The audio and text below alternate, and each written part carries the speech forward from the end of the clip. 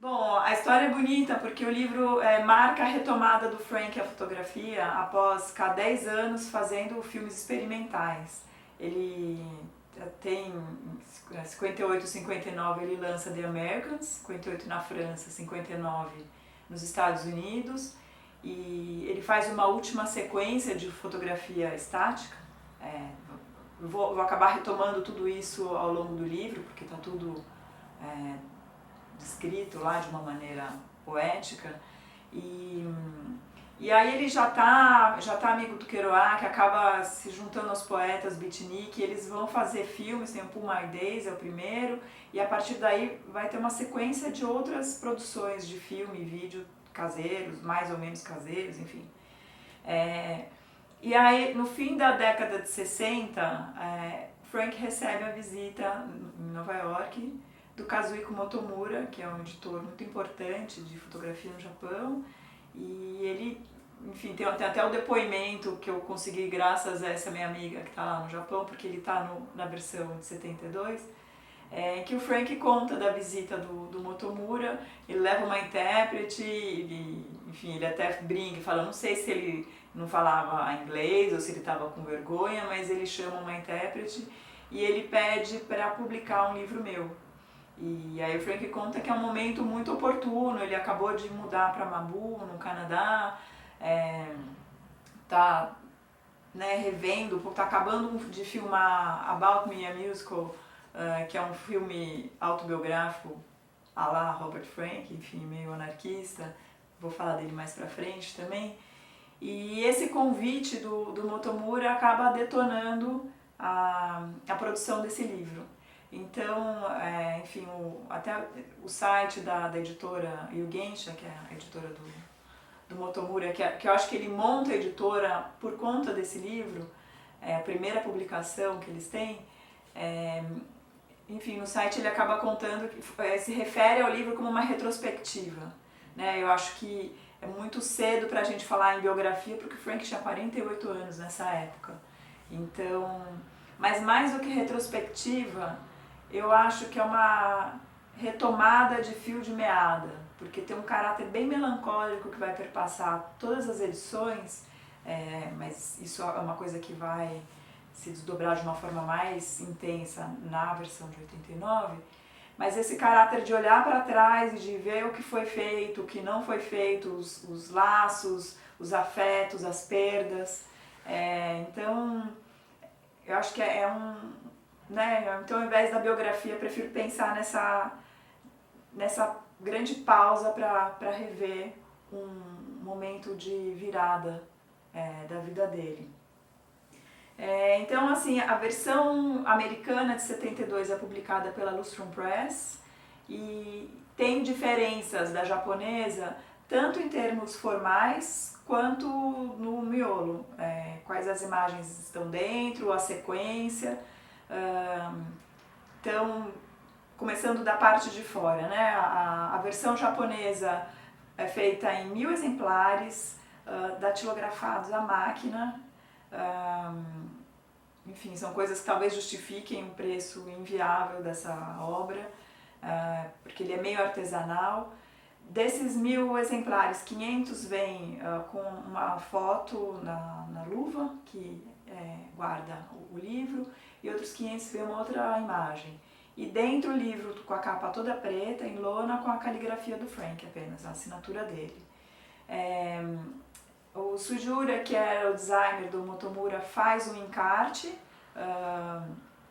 e é bem bonito porque ele usa as páginas do livro do miolo pensado pelo Frank como um negativo positivo. Então são páginas pretas com as imagens no negativo e a letra em branco.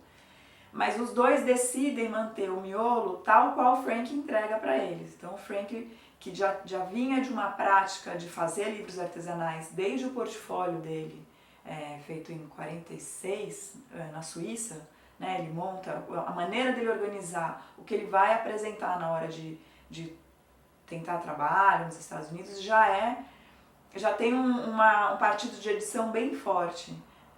Style republicou também sob o nome Portfólio, mas enfim, o livro chama 40 Fotos.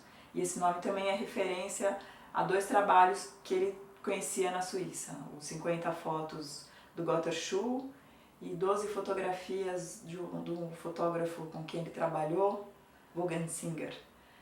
Então ele faz a versão dele que é o 40 fotos.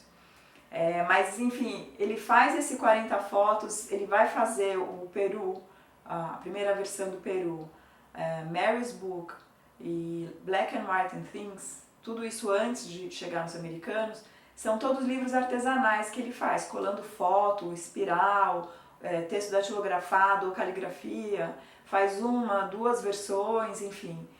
Então, isso é parte da linguagem dele, essa produção do livro. Então ele chega com esse boneco para o Motomura e eles decidem manter. A versão americana de 72 já sofre várias alterações em relação a esse boneco. Enfim, aí é uma coisa para a gente pensar como a conversa com os editores vai transformando a obra. Quer dizer, é muito legal quando é uma conversa, né, de duas mãos, enfim, que um puxa o outro para cima, né? Porque, por exemplo, a primeira edição dos americanos que sai pela Robert Delpy na França, em 58, o Frank acaba tendo que abrir mão de coisas importantes para ele, porque o livro, por uma questão editorial, tinha que ser inserido numa coleção. Então, a imagem da capa, que não é uma foto, é um desenho do Steinbeck, os textos históricos de autores muito qualificados, mas são textos críticos à sociedade americana, o que acaba dirigindo um pouco a leitura das imagens. Tudo isso foram concessões que o Frank fez para publicar o livro. E aí na edição de 59, enfim, ele consegue refazer o livro da maneira como ele queria. Então ele põe a foto na capa, ele tira esses textos e entra o texto do Kerouac, que é um texto que é poesia, é imagem pura, é linguagem, né? Não é um texto explicativo sobre os Estados Unidos. Então são duas linguagens que se encontram e se potencializam. Então ali até já tem esse dado de refazer um livro em nome de algo interno que se transforma e que precisa transformar a obra também. Então, ali em 72 a gente já tem isso entre essas duas versões diferentes do Lines of My Hand. Então, a parte externa, né, eu falei da capa e dos encartes, a parte externa da versão da Lustrum Press já vem com a capa flexível. Essa aqui é a edição publicada pela Style, e ele fez exatamente como a versão da Lustrum Press, obviamente mudando ficha técnica da editora e mudou um pouco a fonte. Essa é a versão de 72 da Lustrum Press, dá para ver naqueles sites que as pessoas folheiam livros na internet. Então a fonte do livro também aqui é mais cheia, mas a sequência e o projeto externo são iguais à de 72. A edição de 89, eu não achei qual o dado específico sobre por que retomar esse livro a essa altura da vida. Enfim, obviamente que o Frank, no que retoma, ele refaz. Mas tem em 1988 uma exposição em Zurique com o nome The Lines of My Hand. Como o livro é publicado em 89, eu imagino se uma coisa tem a ver com a outra, mas isso é só um pensamento mesmo, eu não achei essa informação. Então, essa versão é publicada nos Estados Unidos inicialmente, em parceria com o editor Walter Keller, e o design gráfico é de um designer suíço chamado Werner Zried. E é uma colaboração muito importante para o projeto, porque a maneira como ele vai dispor os textos que estão presentes já na outra edição, nessa versão, acaba criando uma contribuição com a relação entre texto, imagem e livro. Vou ver se eu acho até um exemplo bem simples de como os textos nas edições de 72 aparecem de uma maneira muito convencional até, né, o textão no meio da página e quase uma ansiedade de ocupar as páginas, e agora a gente vai começar a pensar em uma relação mais potente do próprio design gráfico do livro. Esse livro entra na minha vida há mais ou menos 20 anos, 98, 99, eu vi numa aula de fotografia na universidade e foi uma experiência que atravessou a notoriedade do Frank, que eu não conhecia, não sabia da importância dos americanos. Eu só lembro, e eu ainda lembro da experiência de ver as páginas e de ser absolutamente sugada por elas a despeito do zum dos alunos, era acho que fim de aula, não sei. Mas os livros ficavam lá à disposição para a gente ficar vendo depois e começa, né, com uma coisa mais documental e vai entrando num lugar afetivo que para mim não estava previsto nessa relação com um livro de fotografia. Eu acho que eu mesma não tinha ainda uma noção muito do livro de autor, mais aquela coisa de editora, de antologia, de videoobra, enfim. Como é que um livro poderia ter essa dimensão tão emocional, mas não obviamente emocional, e acho que é aí que ele foi me pegando aos poucos. E de repente eu tinha sido completamente tomada pela melancolia, tinha a sensação de que tinha alguma coisa muito importante acontecendo ali que me fugia, mas que eu precisava tornar parte daquilo, de alguma maneira. Meio como um segredo, uma mensagem cifrada. E assim, o livro ficou longe, eu fiquei longe dele durante muitos anos, porque era um livro inacessível, caro. O livro que a gente viu em aula era um livro emprestado. E a hora que eu revi e fui estudá-lo um pouco pelo viés da palavra e imagem, eu tive um pouco de medo de perder esse encantamento que o livro exercia sobre mim. Mas eu percebo hoje que o que é importante está totalmente preservado. E até lendo algumas coisas aqui para fazer essa fala, acabei me emocionando de novo, enfim. Talvez aonde eu vou percebendo o quanto ele conversa com a minha prática, o quanto ele me dá quase que um sustento para eu assumir minhas escolhas, enfim. Talvez isso construa uma relação que faça com que vire um livro de cabeceira, né? Acho que muito mais do que lista de fotolivro premiado, a própria notoriedade de um autor como Frank, enfim. Eu acho que a gente é bombardeado por vários tipos de assédio, projetos gráficos, impressão maravilhosa, e eu sou uma pessoa que gosta muito de impressões maravilhosas, mas inclusive essa versão, a impressão dela é muito mais feia, quase feia, mais lavada, assim, do que a versão atual, embora eu ache a atual um pouco carregada também, mas não é nada disso que condiciona a experiência com a obra. Eu acho que isso é importante de pensar. E a obra que é o ensaio, a sequência, a relação com os textos, o projeto gráfico, as páginas, o livro em si. Esse livro que a gente pega na mão e tem uma experiência individual e isso vai permanecer para sempre.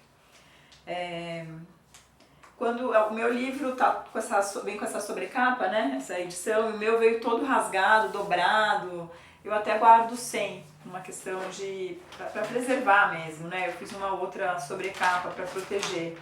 Mas no que eu peguei esse vegetal para vestir o livro e mostrar aqui, a gente já tem a referência da mão dele, né, na capa. E isso aqui veio com uma referência de uma pele envelhecida que quebra e craquela. Enfim, eu achei... O livro continua crescendo para mim. No verso dessa contracapa tem uma frase dele que fala muito sobre esse processo de continuidade das coisas. Ou seja, um livro, uma vez no mundo, ele não está necessariamente pronto.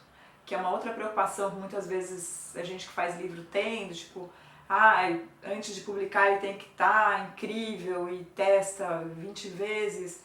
E às vezes a vida muda, o livro tem que mudar também, e o Frank nunca teve problema em fazer isso. Então ele fala, que eu tenho seguido em frente, viajando pela minha estrada enquanto eu olho. E eu escuto a minha própria voz. A paisagem muda e eu também. Anos atrás, uma primeira versão do Lines of My Hand foi publicada e de lá pra cá muita coisa aconteceu. Eu continuo procurando por uma imagem que se aproxime da verdade, que fala várias vezes isso. É a minha escolha, o meu destino e eu continuo. Então é isso, a paisagem muda, eu também, e o livro também, né? Acho que aqui ele dá um pouco essa autopermissão para mexer na própria obra. Só que não é apenas uma mexida, colocou foto nova. Ele refaz a estrutura do livro tanto para acolher o momento novo, como para receber a terceira parte, que é muito importante, que não tem nas versões 72, que é o mergulho na intimidade dele dentro nessa casa que ele vai morar com a June Leaf, segunda mulher dele, artista visual que faz o desenho da capa, né, na palma da mão do Frank.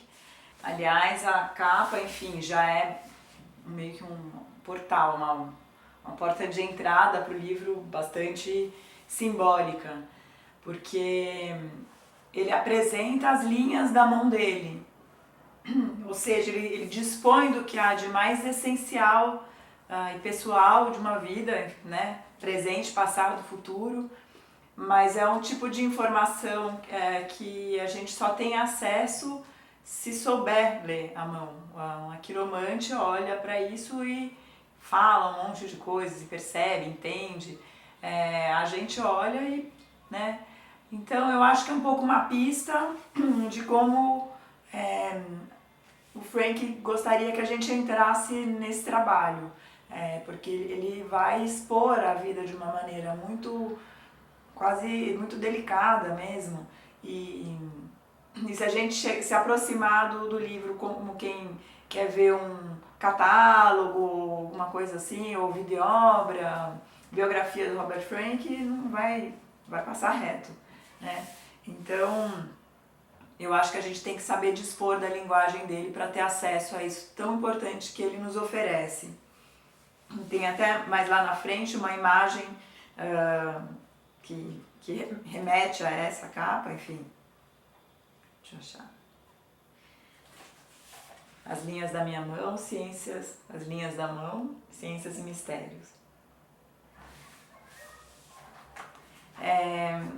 Eu me aproximei desse livro recentemente sobre esse viés da palavra e da imagem e, enfim, eu falo rapidamente sobre isso porque eu acho que nem é o mais forte, mas tem 3 abordagens mais marcantes da relação da palavra e da imagem nesse livro. Desde essa relação, né, que eu já tinha mostrado, do texto com essa letra, enfim, mais gráfica, é um texto mais geral que aparece várias vezes e que vai ter uma relação muito forte dentro do projeto do livro, né, das páginas brancas e o texto lá em cima, deixando a área da imagem livre. Tem a caligrafia do Frank, que aparece em momentos mais pessoais, então na dedicatória aos filhos, numa carta que ele escreve à filha Andréia e no fim um agradecimento que ele faz às pessoas que participaram do projeto. E uma terceira qualidade da palavra, quando ela já vem dentro da própria imagem. Embora seja uma coisa mais corriqueira, ela tem várias imagens que aparecem de volta nesse livro, que já tinham aparecido em outros, mas que a inscrição que está presente nessas imagens aqui vão ganhar uma outra dimensão devido ao contexto de perdas que permeia as páginas. A gente vê isso mais para frente. E no final, essa imagem dentro da palavra vai ainda também ter um outro desdobramento, que quando chegar lá. Mas o livro ele é dividido praticamente em 3 partes, e cada parte acompanha a transformação poética da linguagem dele. Então tem uma abertura, uma dedicatória, e aí a primeira parte que se dedica à foto mais documental, então ela tem um caráter também mais de portfólio quase, A segunda parte que vai dar conta da produção dos filmes que ele fez e apresentando os fotogramas, os contatos. E a terceira parte que é esse mergulho no universo pessoal. Então até vai ter um rebaixamento tanto das imagens como do tipo dos textos que vão aparecer, enfim. Ele abre o livro de uma maneira bastante poderosa com esses fotogramas. O Olho da June Leaf é um fotograma de um dos filmes dele e é uma frase bem melancólica que está já no livro de 72. Então essa retomada da fotografia, olhar para trás, olhar para frente e se ressituar. Então ele fala, né, de estar olhando para a paisagem. Um livro de fotografia olha para mim e, enfim, ele acaba descrevendo um pouco esse lugar ermo que eles vivem, né, o contraponto absoluto de Nova York, pulsante, cheio de assuntos. Eles agora estão diante de o mar, a paisagem, o vento, longos períodos de neve e só os dois praticamente isolados. E ele disse, se há alguma resposta, eu a perdi. Então, aí na sequência, ele vai construindo essa melancolia, vem uma grande colagem uma montagem com pessoas que aqui pela primeira e única vez reunidas, pessoas que se foram para sempre, e aí vem o nome de todas elas, para que elas durem um pouco mais. E acima de tudo para Pablo e Andrea, que estão tentando encontrar uma maneira melhor de se viver. Essa imagem ganha uma outra importância nessa edição, porque Andrea morre em 74 num acidente de avião na Guatemala e Pablo, a essa altura do livro de 89, já está num processo diagnosticado com esquizofrenia, se fechando cada vez mais no próprio mundo. Ele e o Frank têm uma relação bastante complicada, enfim, o Frank se empenha muito, mas é uma comunicação truncada. E alguns anos depois até desse livro, o Pablo acaba se matando. Então, aí começa a primeira parte, que é dedicada mais à fotografia documental, e ele condensa toda a experiência dele na Suíça a esse contato. E uma frase de uma linha aqui, eu quero sair fora para a América. O Frank e o irmão permanecem apátridas até o fim da Segunda Guerra. O pai deles, alemão, perde a cidadania, alemão judeu. Mas enfim, eles moravam na Suíça, a mãe é suíça, e eles tinham uma vida até economicamente confortável, enfim. E o pai é um fotógrafo amador, tem alguma formação assim nisso, mas não via na fotografia um meio de se viver. Acho que ele tinha até uma expectativa de que o Frank fosse assumir os negócios da família, mas...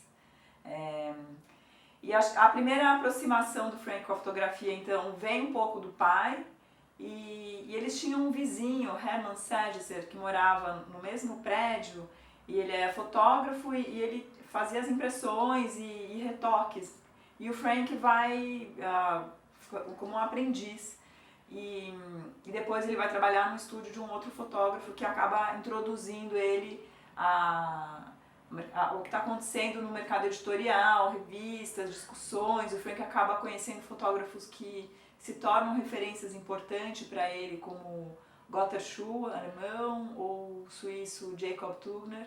São fotógrafos que até no portfólio dele, 40 fotos, tem referências bem diretas ao trabalho desses dois fotógrafos.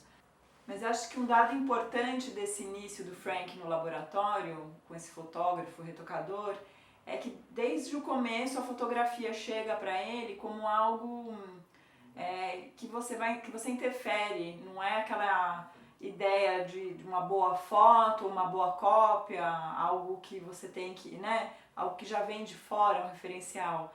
Não, a imagem chega para o Frank já como algo que a gente mexe, interfere. Então ele aprende a preparar os químicos, a diferença que isso opera numa imagem ou numa película, né? Toda essa cozinha da fotografia. E isso vai ser reforçado mais adiante quando ele chegar nos Estados Unidos E o primeiro trabalho dele é na Harper's Bazaar, com o diretor de arte Alexei Brodovitch.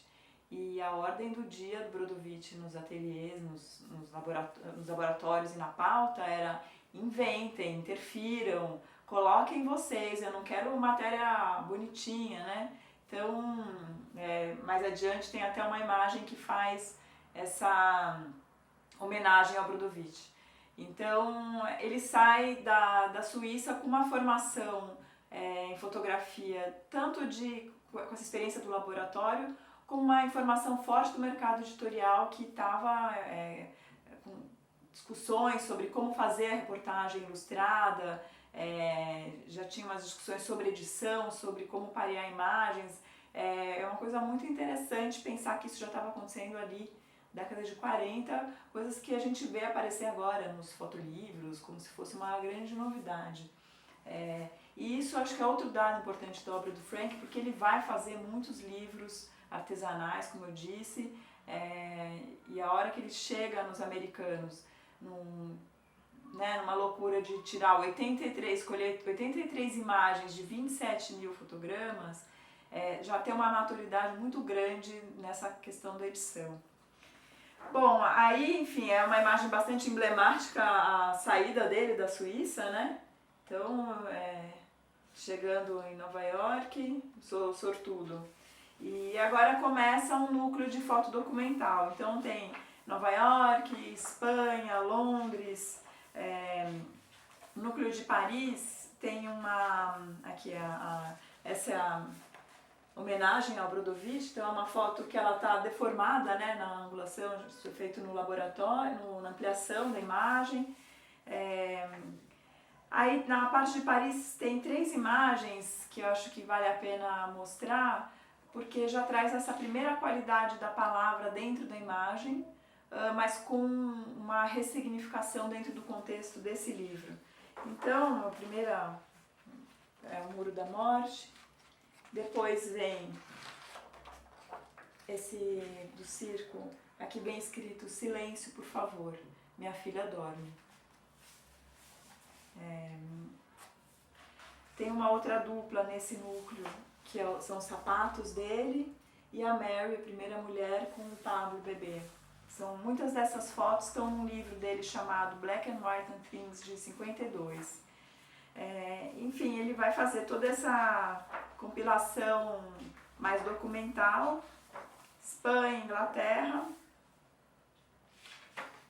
E aí quando ele vai voltar para as imagens dos Estados Unidos, que marca também, ele está nos Estados Unidos, volta para a Europa, faz todas essas viagens, vem para a América Latina, faz o Peru. E aí quando ele volta para os Estados Unidos, acho que em 53, tem essa imagem, de novo, do barco. E agora começa o núcleo que se refere aos americanos. Então nem todas as imagens que estão aqui estão no livro, mas foram produzidas dentro desse contexto. Eu acho que como o livro, na época, ele criou uma polêmica em relação ao fato dele, acusaram ele de ser ingrato aos Estados Unidos, porque era um livro muito ácido, e os Estados Unidos tinham acolhido ele, enfim. Acho que boa parte até dessa análise veio condicionada pelos textos da primeira versão, mas, enfim, definitivamente não é um livro que vai falar só bem, né? Mas o Frank diz isso, que o livro ele não é só crítico, é a experiência dele nos Estados Unidos. Ele um estrangeiro por excelência. Então as coisas que o estranharam, que chamaram a atenção, enfim. Agora ele também não tinha nenhuma intenção de fazer uma homenagem ao país da liberdade, quer dizer, toda essa imagem autoconstruída dos americanos, né? Então essa polêmica toda, e que no fim, na década seguinte, é seguida até da consagração do livro, eu acho que a consagração acaba incomodando ele tanto quanto a polêmica, porque ele acha que essa coisa de sucesso é extremamente limitadora, enfim.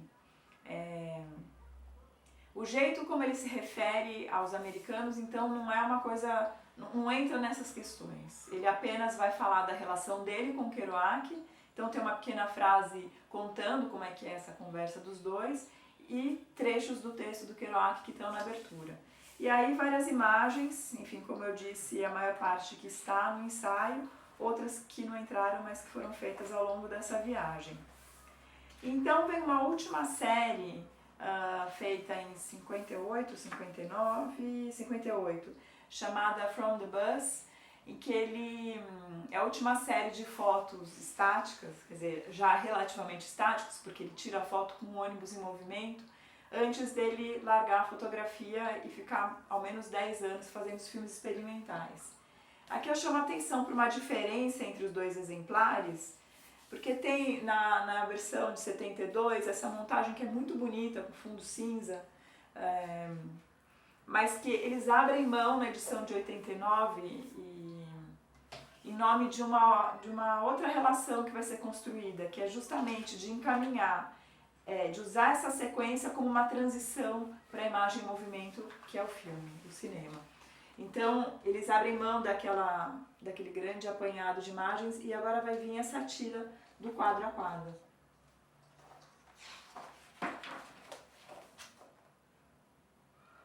E isso tudo para chegar na segunda parte do livro, To Make Films. Então aqui tem até um cutucão ao Bresson, ao Cartier-Bresson, um fotógrafo que o Frank tinha uma certa rivalidade, porque o Bresson era o fotógrafo das grandes revistas e da reportagem ilustrada, e o Frank não conseguia emplacar as próprias matérias, enfim, ele era reconhecido como um poeta das imagens, mas ele não conseguia fazer as matérias, que era algo que ele queria. Ele chega até a considerar ir embora dos Estados Unidos quando ele consegue a bolsa da Fundação Guggenheim para fotografar os americanos, porque ali ele teria essa liberdade de fazer o que ele quer sem ter que convencer a revista a aceitá-lo.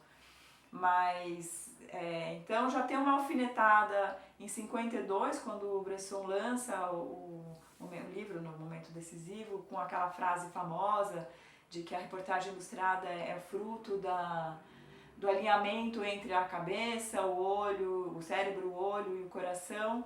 E o Frank Lance faz um livro artesanal, que é o Black and White and Things. Na abertura ele põe uma frase, eu até tenho ela aqui, do Saint-Exupéry, que diz que apenas com o coração que se vê direito, o que é essencial, é invisível aos olhos. Então já tem ali uma resposta a essa frase do Bresson, e aqui ele retoma dizendo que não existe momento decisivo, ele tem que ser criado. Então ele elenca vários verbos, enfim, fazendo, julgando, apagando, tentando, desfazendo, refazendo, até que está feito.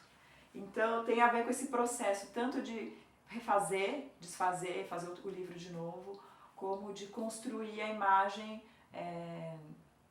distendendo ela numa sequência. Então, até eu acho que vale a pena aqui dessa rixa dos dois, eu acho que, não sei se é uma interpretação minha, acho que é uma forma de eu conciliar dois fotógrafos incríveis, mas eu vejo um pouco que a imagem do Bresson tende a se resolver dentro do campo de uma imagem.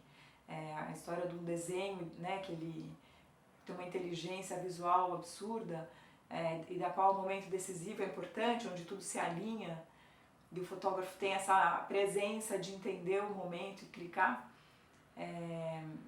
O Frank, eu acho que ele distende o desenho na sequência. Ele é a pessoa da edição, que eu acho que o Bresson não é tão forte na hora de ver os livros dele, a maneira como ele organiza as páginas ou as sequências. Aí é o Frank que está, né, em alta, porque ele tem essa construção desde o início, como eu falei, desde o portfólio. Isso é uma coisa que estava dada nas discussões na Suíça quando ele se forma, e todo o trabalho dele vai se basear nessa edição. Então são fotos que estão no livro, voltam para o outro, são recolocadas em outros contextos, enfim, só uma pequena reflexão sobre essa diferença até de maneiras de se abordar a fotografia, né? A individual ou se baseando mais na sequência. Bom, esse núcleo ele vai mostrar alguns dos filmes que ele fez nesse período dos 10 anos, filmes alguns mais caseiros, totalmente independentes, enfim. Tem o Pull My Daisy, que é o primeiro que ele faz em 59, junto com os beatniks, vários poetas. O Kerouac faz uma locução a partir das imagens. Depois tem algumas outras coisas, um que vale a pena muito falar é o Conversations in Vermont, de 69, é um ano que ele se separa da Mary e ele vai encontrar os filhos que moram numa escola, leva várias fotos, eles ficam sentados num gramado conversando e ele pergunta sobre a relação que os filhos têm com o fato do pai e a mãe serem artistas, a Mary também é artista, dançava, é pintora, e eles nunca tiveram uma vida muito convencional, eles faziam o que eles tinham que fazer para o trabalho deles e levavam os filhos juntos. E esse filme, essa grande conversa, e eu acho que é um grande também momento de olhar para o jeito como o Frank estoura essa fronteira de ficção, vida real, o interesse público, o interesse pessoal, quer dizer, ele vai fazer tudo isso, ele transforma essa vida pessoal dele em algo de interesse a partir tanto da honestidade com que as coisas acontecem diante da imagem, como uma questão estética forte que ele tem. Aí o filme, outro filme que tem um caráter muito forte desse pessoal é o documentário que ele faz sobre ele mesmo, documentário não, é um musical, é About Me, a Musical, em que quem interpreta ele é uma mulher com cabelão enrolado, assim, que nem o meu, enrolada num lençol, uma câmera girando e ela contando, eu sou o Frank, a minha vida é assim. E em algum momento tem entrevistas com pessoas na rua, quer dizer, ele faz um grande autorretrato estilhaçado nessa construção da linguagem. Aí tem referência ao Cocksucker Blues, que é o documentário que ele e o Danny Seymour fazem com os Rolling Stones, que é já uma história conhecida, né, de que eles fizeram um retrato cru do que eles viam e eles tiveram acesso pleno ao cotidiano dos Rolling Stones. Então, a parte que não é muito gloriosa, inclusive. E os Rolling Stones receberam o filme, pagaram, valeu, obrigado, encerraram a conversa e proibiram a exibição do filme até pouco tempo atrás. Então a gente chega na terceira parte que tem um pequeno link aí entre a versão de 72, republicada, e essa. Ele termina com essas duas montagens de paisagem, que é para onde ele e a June se mudam, em 70, Mabu. E essas duas paisagens vão retornar na abertura dessa terceira parte, dentro de um quadro pendurado na paisagem. Essa paisagem agora vai ser o grande laboratório de trabalho dele. Então, tanto parece que é o necessário para dar conta do que ele traz dentro dele, como é um lugar de ação. Então eles colocam uma moldura no quintal, penduram coisas no varal, fotografa, pendura máscara, pinta a janela, escreve sobre a neve, fotografa. E dentro disso vem todo o repertório de imagens, tanto de fotografia quanto dos próprios filmes. Ele vai acabar trazendo fotogramas de alguns filmes mais pessoais para dentro dessa fase.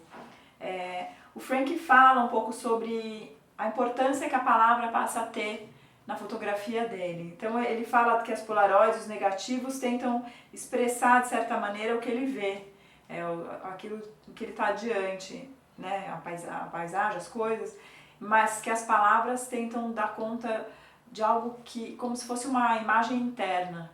Então a vontade de criar uma comunicação entre si dentro e fora dele na hora de aproximar essas duas linguagens. E obviamente que isso não acontece de uma forma descritiva. Nem sempre dá para entender o que está escrito, porque tem uma energia grande na ação da caligrafia. A questão é como essas duas linguagens se encontram e formam quase que uma terceira imagem, texto, enfim. Outra coisa que ele fala a respeito é que muitas dessas fotos foram feitas há muitos anos, elas já não têm mais o mesmo significado, elas não estão mais próximas da experiência que ele teve, porque já viraram fotos conhecidas, símbolo de alguma coisa, enfim. Então ele traz essa superfície, ele traz essas imagens enquanto superfície sobre a qual ele vai interagir. E eu acho bonito isso porque, inclusive, tem um caráter de rever essa relação que a gente tem com a fotografia como um documento, como uma memória, um documento de uma época. Isso tudo vira matéria de ação do presente. E quando ele vai lidar com a perda da filha, por exemplo, isso é muito importante. Então, e bem ou mal, é o que ele vai continuar fazendo até o fim da vida. O Frank morreu ano passado, em setembro, aos 94 anos, publicando um livro por ano em parceria com a Style, que eram os diários visuais dele, na qual ele fazia as colagens, as polaroids, as montagens, enfim. Então, eu acho que esse livro de 89 acaba dando conta de algo que se expande a partir dele, mas que permanece. Então, tem essa imagem Nova Escócia, Canadá, que é muito simbólica, emblemática, que tem uma foto dos americanos, a primeira imagem da quarta parte dos americanos, da tuba com a bandeira, e pendurada no varal com um tecido escrito palavras. Então ela é muito síntese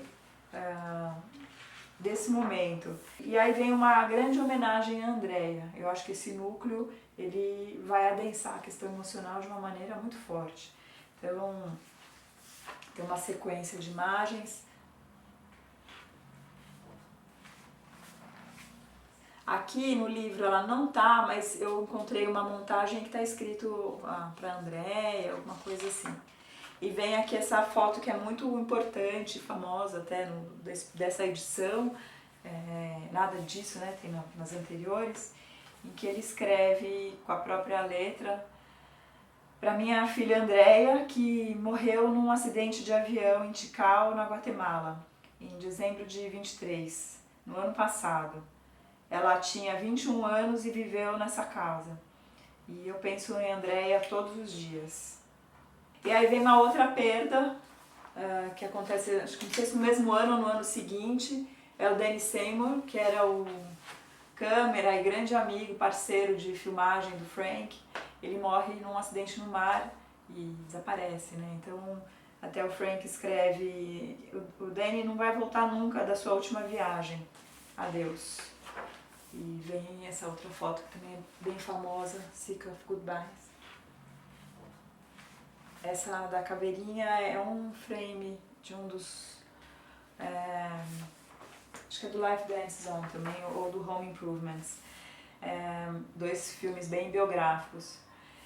Tem essa página dupla que eu acho incrível, por um motivo muito forte. Esse branco dá conta da lacuna da relação entre o Frank e o filho dele, o Pablo. E agora é esse assunto. E ele fala muito da dificuldade de acessar o filho, que está cada vez mais entrando em umas pirações, que quer ir não sei aonde ver o meteoro, quer que o pai leve ele no deserto para ver o meteoro. Até a conversa que está aqui. E aí ele leva o filho e fala boa sorte e foi embora. Porque ele não tem uma dificuldade muito grande, ele não desiste do filho, mas é uma relação muito sofrida. E eu acho que essa página branca dá conta desse vazio, né? Dessa impossibilidade. Então vem essa imagem do Pablo com um texto invertido, né? Para a escrita no negativo, que a hora que imprimiu veio ao contrário. Mas eu acho que também é um outro dado da relação deles, né? Desse filho que vive no mundo do avesso, que é inacessível. Então agora vem as imagens quase de uma homenagem ao Pablo, que enfim, acaba morrendo um pouco depois. E aí tem já quase no fim uma sequência que eu penso também o quanto não é meio quase um autorretrato ali do Frank, porque ele vai ele vai fazer uma cirurgia e registra o vizinho de quarto dele, o Mr. Lawson. E aí ele faz esse quadro a quadro, desenhando e que ele escreve um pouco do dia a dia. Então, ele fez operação, ele está com dor, ele recebeu visita, aí até uma foto com o médico, Esperança, e Goodbye, Mr. Lawson. E aí tem um último quadro vazio, quer dizer, não dá para saber se ele morreu, se ele sarou e foi embora, mas eu acho que tem um pouco desse esforço do Frank de sarar essa dor e tentar conseguir essa esperança para ele. Essa montagem é muito bonita também porque ela concentra tanto o gesto da pintura, a letra, a fotografia e a interferência na paisagem que eles fazem para a fotografia. E aí vem a sequência final com uma imagem que eu sempre achei muito enigmática e eu fiquei feliz quando ela aparece no documentário Don't Blink, da Laura Israel, o documentário mais recente que tem sobre o Frank e eu acho que inclusive pela abordagem, pela linguagem que ela tem de fazer o documentário, tem mais a ver com ele próprio, enfim, ela foi muito próxima dele. E essa imagem aqui eu não consegui entender o que é. E nesse documentário ele conta que é uma pedra gigantesca, que estava tendo uma obra de contenção do mar ali perto, e deixaram essa pedra lá, ou ele pediu. E ela aparece 3 vezes agora. E a frase aqui, para terminar, é Hold Still, Keep Going.